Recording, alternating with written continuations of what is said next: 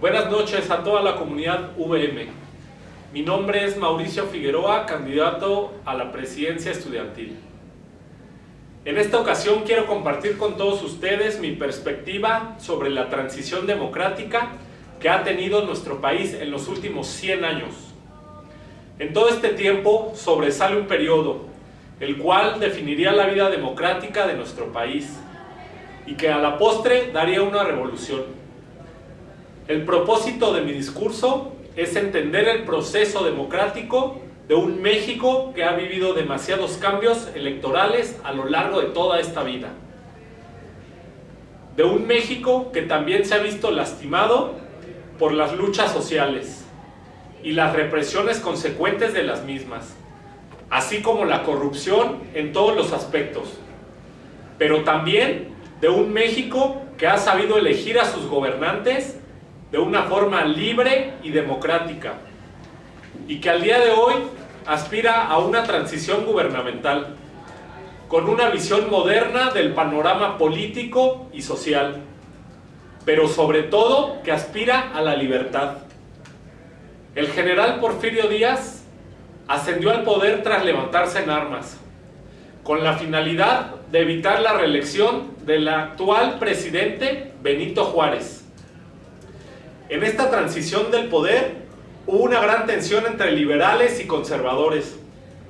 Este periodo pues es bien conocido como el Porfiriato, en el cual el general Porfirio Díaz asumió la presidencia de la República Mexicana y se mantuvo durante 35 años de forma constante, recordando el breve mandato de Manuel González.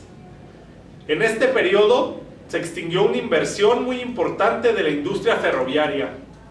Hubo una apertura al capital extranjero, pero también existió un descontento por parte de los liberales, los cuales abogaban por una regeneración política e intelectual, calificando al gobierno como una auténtica monarquía, de la cual Porfirio Díaz formaba parte de un líder absoluto. Para ello, se elaboró el programa del Partido Liberal. Uno de los puntos que abarcó dicho programa fue la reducción del periodo presidencial a tan solo 4 años. Asimismo, planteó la reelección del presidente y la de los no gobernantes. El propósito de este programa sin duda lograría su cometido una vez terminado el gobierno de Porfirio Díaz.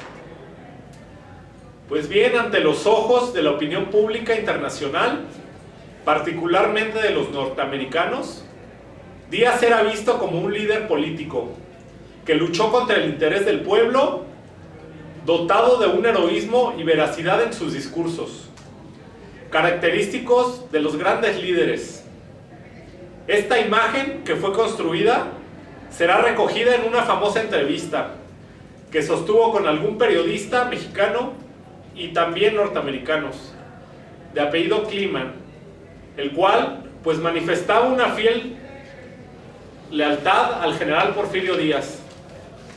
En este tiempo, cuando parecía que no existía oposición alguna, apareció el nombre de Francisco I. Madero, quien para el año de 1904 se iba perfilando como un candidato moderno, cuya inspiración política venía de varios sistemas políticos y democráticos, en países como Francia, Estados Unidos. Y para ello, a pesar de su fracaso en las elecciones del estado de Coahuila, se fue empapando de la opinión de los críticos. Asimismo, la idea de un planteamiento democrático y la fundación del partido institucional que llevó a hacer campaña electoral sin ningún precedente en la historia del país. Sin duda alguna, su aspiración era de tamaño nacional, cosa que a la larga derivaría en una revolución que ya todos conocemos. Con el surgimiento de aquella lucha, se estableció el Partido Nacional Antirreeleccionista, con el cual pues vino la detención del opositor Francisco I. Madero. Es así como el denominado Comité Ejecutivo Electoral y sus miembros del Partido Antirreeleccionista emitieron su voz de protesta, con la mayor energía ante la detención arbitraria del candidato opositor. Sin duda, este es un claro ejemplo de cómo se forjaron las primeras oposiciones a los gobiernos ya establecidos. Una vez en la cárcel, Francisco I. Madero redactó una carta dirigida al presidente Porfirio Díaz. Una de las demandas de dicho escrito reclamaba la excusa oficial del gobierno por violar las garantías individuales de los opositores, refiriéndose a su detención arbitraria. Por otro lado, hacía alusión a la lucha de cambio de gobierno, argumentando un cansancio y un fastidio popular, derivado de la permanencia del régimen del poder. De ahí que dicha inconformidad alcanzaría un nivel oficial, llegando al Congreso de la Unión, y se levantaron en armas contra el régimen porfirista. En este punto, sin embargo, existieron planes alternos propuestos por Madero, los cuales a su vez desconocieron su pronunciamiento como presidente provisional.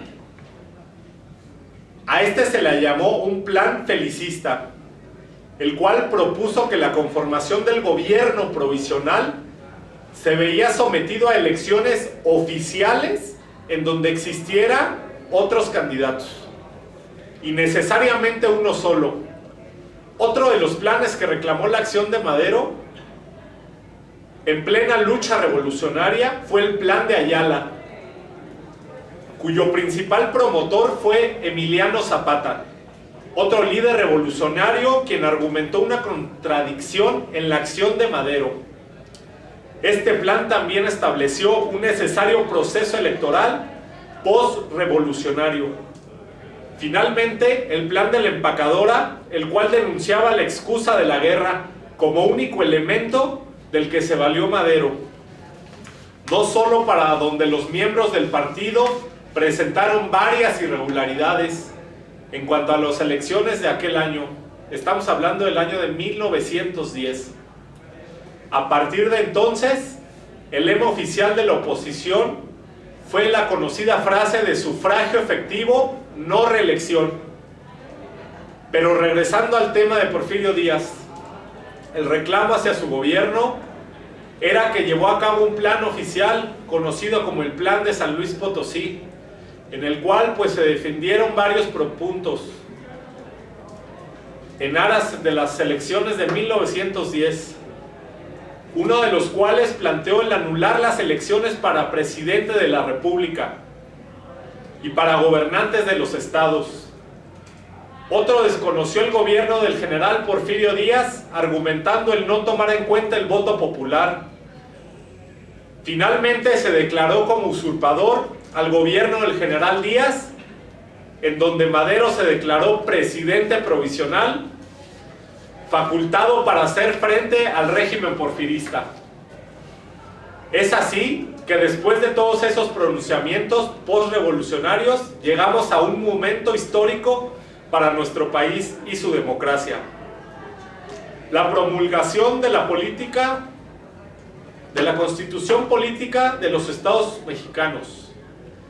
El presidente Porfirio Díaz por fin había dejado el poder en manos de los liberales, tras un periodo de inestabilidad e incertidumbre. Con ello, el 5 de febrero del año 1917, se estableció que el presidente de la República debería ser mexicano de nacimiento. Es así como la promulgación de un nuevo periodo de gobierno de plan sexenal. Fue en ese tiempo que salió a relucir la figura de Venustiano Carranza, antiguo liberal, que se proclamaría como presidente de la República. Tras un periodo de transición entre gobiernos, pasando por Álvaro Obregón, en un periodo comprendido del año 1920 a 1924, estos tiempos eran tiempos del nacimiento de un nuevo partido político, conocido como el Partido Nacional Revolucionario, cuyo candidato oficial fue nada más ni nada menos que Pascual Ortiz Rubio. En aquellas elecciones también existió otro candidato, que fue José Vasconcelos. Sin embargo, siendo Ortiz Rubio el candidato oficial, llegaría una colaboración extranjera, que mediante su partido, el Partido Socialista, se aseguraron contribuciones a favor del candidato oficial. Asimismo, se usó el recurso del entonces presidente Emilio Portes Gil para favorecer al candidato del Partido Nacional Revolucionario, siendo este un presidente reconocido democráticamente. Otra de las pruebas se suscitó en la Compañía de Electricidad del Estado de Mérida, la cual recibió instrucciones del entonces presidente para asegurar la mayoría de los votos a favor de Pascual Ortiz Rubio. Por otro lado, la presión ejercida a los empleados del gobierno también fue un factor de alineamiento en la línea política a ejercer. Por el resultado de la elección, fue sin duda controversial, arrojando resultados tan disparejos como lo fue en el estado de Tampico, dando 6,000 votos a Pascual Ortiz Rubio y tan solo un voto a José Vasconcelos, dejando abierta la idea de un posible fraude. Todo esto en los tiempos del surgimiento del nuevo partido político, que a lo largo sería el partido político más importante de la historia en nuestro país. Es durante este tiempo que nos referimos al Maximiato, para hablar de la influencia de Plutarco Elías Calles, como la sombra del poder disfrazada en los candidatos que disputaron aquellas elecciones, haciendo alusión a un jefe máximo, como se le conocía a este personaje. En los años posteriores al Maximato, con la llegada del general Lázaro Cárdenas a la presidencia, es cuando se puede hablar por primera vez del concepto del presidencialismo, haciendo alusión a un proceso de gobierno con un tiempo de duración bien definido. También es preciso mencionar el sentido nacionalista de la época. Sin embargo, también se puede decir que es cuando todos aquellos partidos políticos que habían sido creados por los liberales habían quedado obsoletos, dando lugar a la consolidación del partido considerado el antecesor directo del PRI, el Partido Revolucionario Institucional. Con dicha consolidación hubo un tema muy claro: definir una línea política de acuerdo a la realidad social y a los gobernantes que serán el constante del llamado nuevo régimen. En las elecciones presidenciales de 1940, el candidato Manuel Ávila Camacho se postuló con un discurso que hizo alusión a un proceso electoral caracterizado por la total veracidad y con mención especial al pueblo, el cual, ante sus palabras, se representa como el elemento principal del proceso democrático y electoral, como la principal vía del cambio ante las necesidades que emanan un gobierno. Sin embargo, más allá de las palabras de Ávila Camacho, existió incertidumbre entre la opinión pública, a lo que refiere el manejo que hizo el Partido Revolucionario Mexicano, cuestionando la presidencia de algunos miembros de aquel partido. En varias de las casillas de los votantes, dicha inconformidad provino directamente del general Almazán, candidato de oposición. A pesar de todo, Ávila Camacho aceptaría su candidatura el 3 de noviembre del año 1940, periodo que abarcó hasta 1946. Durante las transiciones de poder que hubo en 1940 a 1952, aún prevaleció la inquietud entre antiguos miembros revolucionarios, quienes veían el mal el nuevo sistema político. Tal fue el caso de Miguel Enríquez Guzmán, considerado parte de la Revolución Mexicana, quien se postularía como candidato en 1952 tras el periodo de Miguel Alemán. Por otro lado, Adolfo Ruiz Cortines se perfilaba como el próximo candidato presidencial del nuevo Partido Revolucionario.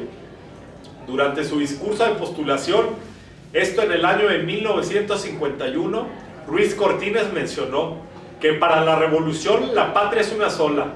Asimismo, mencionó que en la patria caben y deben de caber todos los mexicanos. Cabe mencionar que este periodo abarcó desde el año 1940 al año de 1952. Es que en México vivió un punto, el más alto en materia económica, hablándose incluso del milagro mexicano. Otro factor a considerar dentro de este periodo es la visión norteamericana. La visión norteamericana acerca de la vida de política de nuestro país. Por el lado, se veía un país progresista que se presentaba pasivo en el panorama político internacional, dejando de lado asuntos como el consumismo. Una vez iniciado el periodo de Ruiz Cortines, se empezó a hablar de otra fuerza política, el Partido Acción Nacional, el cual no contaba con la suficiente fuerza con la que contaba el Partido Revolucionario Institucional, pero que hizo menciones en contra del gobierno en turno, argumentando un derroche de propaganda, algo nunca antes visto en la vida política de nuestro país. Es así que, en resumen, podemos decir que en nuestro país ha habido varios momentos de transición democrática, refiriéndonos desde el régimen porfirista hasta nuestros tiempos. Hoy, a más de 100 años de nuestra Revolución Mexicana, solo me queda decirles a todos ustedes, aquellos que forman parte de esta comunidad universitaria, que abramos los ojos y sepamos interrogarnos a la vida activa y a la vida plena de este país, así como tener la capacidad de romper esquemas en todas nuestras disciplinas profesionales. Estoy convencido que en un futuro lograremos ser libres de la retórica y la manipulación del discurso. Por su atención, muchas gracias y muy buenas noches. Esta investigación fue basada en varios libros, dando mención a uno de ellos, que fue el libro de la transición en México, una historia democrática, 1910-2010, del autor Sergio Aguayo Quesada.